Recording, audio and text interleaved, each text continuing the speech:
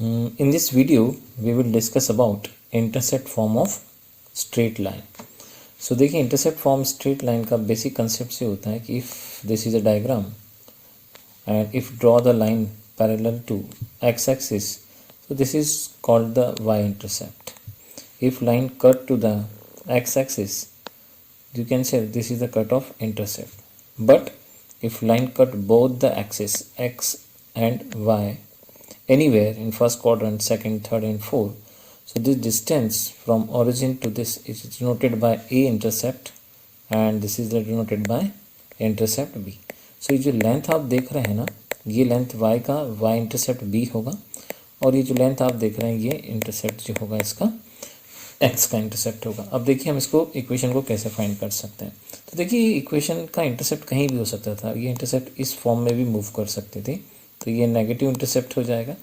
Actual में ये distance होता है, लेकिन जब हम इंटरसेप्ट काउंट करते हैं तो अकॉर्डिंग टू हमें क्वाड्रेंट हमें बताना पड़ता है कि ये माइनस में है या प्लस में है. तो लेंथ तो हमेशा पॉजिटिव होगा, लेकिन उसका मैग्नीट्यूड जो है, लेकिन उसका सिंबल जो है हमें बताता है कि लाइन सेकेंड क्वाड्रेंट में है या थर्ड क्वाड्रेंट में. अगर सपोज ये यहाँ पे इंटरसेप्ट होता तो आप देखेंगे ये नेगेटिव बी हो जाता, ये प्लस ए रहता.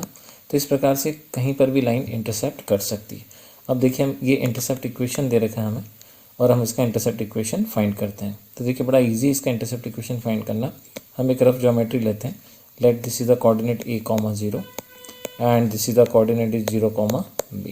So this is the intercept, right. अब देखिए लाइन पासिंग हो रही 2 पॉइंट से.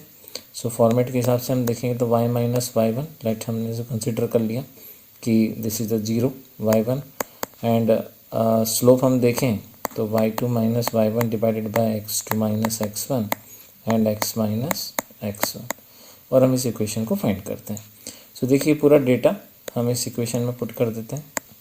सो देखिए हमने कोऑर्डिनेट्स हमने यहाँ पे पुट कर दिया. y1 के प्लेस पर आप देखेंगे 0 है, x1 के प्लेस पर a आ जाएगा and this is the x2 y2. तो पूरा डेटा यहाँ पे पुट करेंगे तो एक्सप्रेशन हमें इस तरह से मिलेगा. अब देखिए हम इसका मल्टीप्लिकेशन कर देते हैं.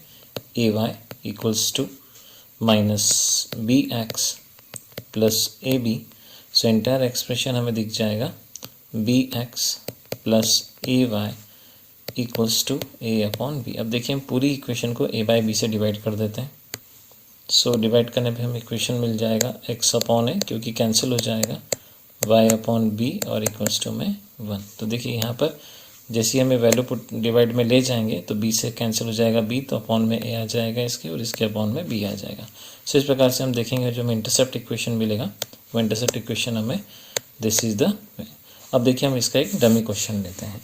सपोज मान लेते हैं कि this is the any straight line and it intercept is 4 unit positive and 3 unit positive. So we can find the direct equation x upon 4 plus y upon 3 equals to 1. Multiplication करेंगे 3x plus 4y is equals to 1. अब देखिए intercept आपको इस form में भी दिया जा सकता था. सपोज हम इंटरसेप्ट ऐसा ले लेते हैं, दिस इज़ द माइनस ए, और माइनस ए की वैल्यू हम सपोज हम जानते हैं कि -3 कंसिडर कर लेते हैं और इसको 4 कंसिडर कर लेते हैं. तो हमें इक्वेशन मिल जाता है x minus 3 plus y 4 equals to 1. So हम इसका जब मल्टीप्लिकेशन करेंगे सो -4x, यहाँ से हमें माइनस का 4x मिल जाएगा